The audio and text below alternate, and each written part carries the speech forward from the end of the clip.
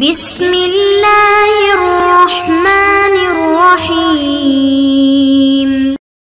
السلام علیکم معزز طلباء کرام، آپ سب کیسے ہیں؟ آج ہم مؤطا امام محمد کے سبق نمبر 283 کو پڑھیں گے۔ آج کے ہمارے سبق کا عنوان ہے ثبوت زنا کے 3 طریقے۔ چونکہ ہم نے گزشتہ سبق میں اس حوالے سے گفتگو کی تھی کہ رجم جو ہے وہ اس پر ہم نے احادیث مبارکہ کی قرات کی تھی، احادیث پڑھی تھی، تو اب اس کے ضمن میں جو ہمیں ان آثار سے پتہ چلتا ہے وہ یہ ہے کہ زنا کے ثابت ہونے کے 3 طریقے ہیں، اور ان 3 طریقوں سے جب ثابت ہو جائے تو پھر اس پر حد لگنے یا نہ لگنے کے حوالے سے احکام جو ہیں وہ جاری ہوں گے۔ تو لہٰذا ان میں سے جو پہلا طریقہ ہے وہ ہے بینہ سے ثابت ہونا، تو دوسرا طریقہ ہے حمل کا ظاہر ہو جانا، اور تیسرا جو طریقہ ہے وہ ہے اقرار اور اعتراف کر لینا۔ اب ان تینوں طریقوں کے حوالے سے ہم کلام کرتے ہیں۔ ان میں سے جو پہلا ذکر ہے، یعنی جو پہلا ثبوت کا طریقہ ہے، وہ تو سبھی اس پر متفق ہیں، یعنی 4 گواہ وہ شرائط کے مطابق یوں گواہی دیں کہ ہم نے انہیں زنا کرتے دیکھا، کہ جس طرح سلائی سرما دانی میں داخل ہوتی ہے ایسی گواہی کے بعد حد واجب ہو جائے گی۔ البتہ حمل دکھائی دینے کی صورت میں اس بات زنا میں ائمہ کرام کا اختلاف ہے۔ ابن قدامہ نے اسے بالتفصیل جو ہے وہ بیان کیا ہے، اور المغنی معاشر الکبیر میں، اور وہ لکھتے ہیں کہ جب کوئی عورت شوہر یا مالک کے بغیر حاملہ ہو جائے تو اس پر صرف اس حمل کی وجہ سے حد زنا نہیں لگے گی، بلکہ اس سے تفتیش کی جائے گی۔ اگر وہ یہ کہے کہ مجھ سے زبردستی وطی کی گئی ہے، یا شبہ سے وطی کی گئی ہے، یا وہ سرے سے زنا کا اعتراف ہی نہیں کرتی، تو ان صورتوں میں وہ حد کی مستوجب نہیں ہوگی، یعنی وہ حد کی حقدار نہیں ہوگی، اور اس پر جو حد ہے وہ نہیں لگائی جائے گی۔ اچھا، یہ جو قول تھا یہ امام شافعی رضی اللہ تعالیٰ عنہ اور امام اعظم امام ابو حنیفہ رضی اللہ عنہ کا تھا۔ امام مالک رضی اللہ تعالیٰ عنہ فرماتے ہیں کہ اگر وہ عورت وہیں کی رہنے والی ہے، مسافرہ نہیں ہے، تو اس پر حد لازم ہوگی، الا یہ کہ اس پر جبر اور اکراہ کی علامات ظاہر ہوں، وجوہ کہ اس نے چیخ و پکار کی، آہ و زاری کی، لوگوں کو اپنی حفاظت کے لیے پکارا، کیونکہ حضرت عمر رضی اللہ تعالی عنہ نے فرمایا کہ شادی شدہ مرد یا عورت پر زنا سے حد واجب ہو جاتی ہے، کب؟ جب وہ اعتراف کریں، یا ان کے خلاف گواہ قائم ہو جائیں، یا حمل جو ہے وہ ثابت ہو جائے۔ ہماری دلیل یہ ہے کہ ہو سکتا ہے، یہ سارے ابن قدامہ ہی بیان کر رہے ہیں کہ وہ کہہ رہے ہیں کہ ہماری دلیل یہ ہے کہ ہو سکتا ہے کہ اس کے ساتھ جبرن یا شبہ سے وطی کی گئی ہو، اور شبہات سے چونکہ حدود ساقط ہو جاتی ہیں تو اس لیے حد ساقط ہو جائے گی۔ اچھا، ایک قول یہ بھی ہے کہ عورت وطی کے بغیر بھی حاملہ ہو جاتی ہے، وجوہ کہ مرد کا مادہ منویہ عورت کے اندمام نہانی میں کسی طرح داخل کر دیا جائے، اس کا طریقہ خواہ کچھ بھی ہو، لہٰذا کنواری عورت کا حاملہ ہونا وہ بھی متصور ہے۔ اور فی زمانہ جس زمانے میں ہم جی رہے ہیں تو ٹیسٹ ٹیوب بیبی اس کی معیت جو ہے وہ ہے، اور اس کے ذریعے بھی یہ کام کیا جاتا ہے۔ تو اس مسئلے میں حضرات صحابہ کرام کے اقوال بھی مختلف ہیں۔ سعید نے اپنی سند کے ساتھ روایت کیا کہ حضرت عمر رضی اللہ عنہ کے پاس ایک عورت لائی گئی جو شوہر کے بغیر حاملہ ہو گئی تھی، تو حضرت عمر نے جب اس کی تفتیش کی تو اس نے کہا کہ میں گہری نیند میں بے خبر سوئی تھی، مجھ سے ایک شخص نے وطی کی، میں اس وقت بیدار ہوئی جب وہ اپنا کام کر چکا تھا۔ حضرت عمر رضی اللہ تعالیٰ عنہ نے اس سے یہ سن کر اس پر حد کو ساقط کر دیا۔ اور برا بن شبرہ رضی اللہ تعالیٰ عنہ حضرت عمر رضی اللہ تعالیٰ عنہ سے روایت کرتے ہیں کہ ایک عورت کو آپ کے پاس لایا گیا، اس نے دعویٰ کیا کہ مجھ پر جبر و اکراہ کیا گیا ہے۔ آپ نے فرمایا اس کا رستہ چھوڑ دو۔ آپ نے لشکر کے سرداروں کی طرف لکھا کہ کوئی آدمی میری اجازت کے بغیر کسی کو قتل نہ کرے۔ حضرت علی اور حضرت عبداللہ بن عباس رضی اللہ عنہم سے روایت ہے کہ دونوں فرمایا کرتے تھے کہ جب حدود میں لعل اور عسا کا لفظ آ جائے تو حدود ساقط ہو جاتی ہیں۔ اب چونکہ ان لفظوں میں بھی شاید اور امید کے معنی آ جاتے ہیں، دارقطنی نے اپنی اسناد کے ساتھ حضرت عبداللہ بن مسعود اور معاذ بن جبل، عتبہ بن عامر رضی اللہ عنہ سے روایت کیا کہ انہوں نے کہا اگر تمہیں حد میں شبہ پڑ جائے تو حدود کو دور کرنے کی کوشش کرو جہاں تک ممکن ہو، اور یہ بات یقینی ہے کہ حدود شبہات سے ساقط ہو جاتی ہیں اور یہی متحقق ہے۔ یہاں تک جو گفتگو میں نے آپ کے سامنے رکھی، یہ المغنی مع شرح الکبیر، یہ ابن قدامہ کے حوالے سے جو انہوں نے تفصیل سے اس کو بیان کیا، وہ اقوال آپ کے سامنے رکھے گئے۔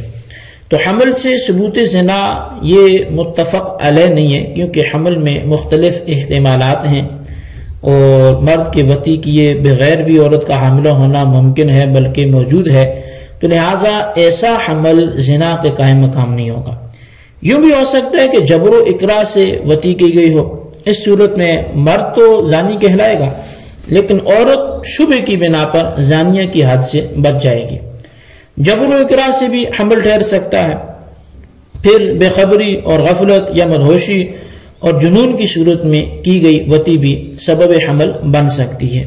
اس لیے ظہور حمل کو زنا ہی قرار دیا جائے اور اس میں کوئی وجہ خارج نہ کی جائے تو نہ ظاہر و عقل اس پر دلالت کرتا ہے اور نہ ہی اس پر کوئی نص موجود ہے، تو یہ ظاہر و عقل کے بالکل خلاف ہے۔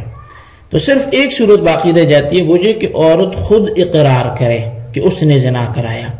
اس میں نہ وہ مجبور تھی، نہ مدہوش تھی اور نہ ہی وہ بے خبر تھی، بلکہ جیتے جاگتے ہوش و حواس قائم ہوتے ہوئے اپنی مرضی سے غیر مرد سے اس نے وطی کرائی، اور یہ حمل بھی اس ناجائز وطی کا ہی جو ہے وہ کرشمہ ہے، تو اب اس حمل پر حد نافذ ہو جائے گی۔ یہ تو تفسیر زنا کا اقرار حمل ہو جانے کی صورت میں، یہ اس صورت میں تفصیل ہے۔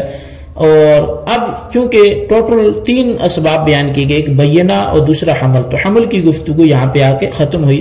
اب ہم تیسری حالت کی طرف آتے ہیں، وہ یہ ہے کہ زانی یا زانیہ اقرار و اعتراف زنا کرتے ہیں، یہ بھی مختلف فی ہے۔ اصل میں حد جو ہے وہ اقرار سے واجب ہوتی ہے یا گواہی سے۔ اگر اقرار سے ثابت ہو تو زانی کے 4 مرتبہ اقرار کرنے کا اعتبار ہوگا۔ حکم ابن ابی لیلہ اور احناف کا یہی مسلک ہے، اور حسن اور امام مالک، امام شافعی، حماد، ابو ثور اور ابن منذر یہ کہتے ہیں کہ زانی کے 1 مرتبہ اقرار کر لینے پر بھی حد لگائی جائے گی، کیونکہ نبی اکرم صلی اللہ علیہ وسلم نے فرمایا ہے، اے انیس صبح اس عورت کے پاس جانا، اگر وہ اعتراف کر لے تو رجم کر دینا۔ ایک بار کا اعتراف بھی اقرار ہے، اور قبیلہ جوہنیہ کی عورت کو بھی 1 مرتبہ اقرار کرنے پر حد لگائی گئی۔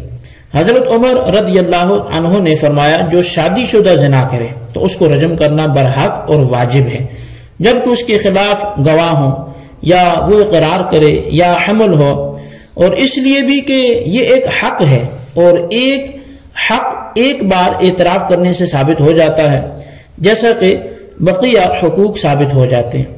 جبکہ ہماری دلیل یہ ہے کہ حضرت ابو ہریرہ رضی اللہ عنہ بیان کرتے ہیں کہ نبی علیہ السلام کے پاس مسجد میں ایک اسلمی شخص حاضر ہوا اور کہنے لگا، یا رسول اللہ میں نے زنا کیا ہے۔ آپ نے منہ پھیر لیا، یہاں تک اس نے 4 بار اقرار کیا۔ جب اس نے 4 مرتبہ اپنے خلاف گواہی دی تو رسول اللہ صلی اللہ علیہ وسلم نے پوچھا، کیا تیرا دماغ خراب تو نہیں ہے؟ اس نے کہا نہیں۔ آپ نے پوچھا، کیا شادی شدہ ہو؟ کہنے لگا جی۔ اب نبی علیہ السلام نے فرمایا، اسے رجم کر دو۔ اگر 1 مرتبہ کے اقرار ہی کافی ہوتا تو آپ پہلی مرتبہ ہی منہ نہ پھیرتے اور حد جاری کرنے کا حکم دے دیتے، کیونکہ اللہ تعالیٰ کی واجب کردہ حدود سے اعراض جائز نہیں ہے۔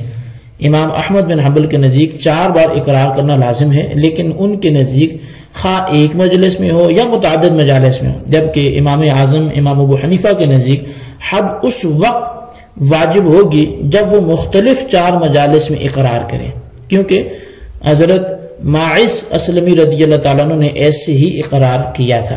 تو معزز طلباء کرام، صاحب مغنی نے جو حضرت ماعز رضی اللہ تعالیٰ عنہ کا اقرار 4 مرتبہ 4 مختلف مجالس میں کیا تھا، یہ جو ہے کہا، اس سے انہوں نے اپنی اس کتاب یعنی مغنی میں کسی اثر سے ثابت نہیں کیا، لیکن اس کا ذکر معطا امام محمد کے زیر بحث جو ہے وہ اس میں موجود ہے۔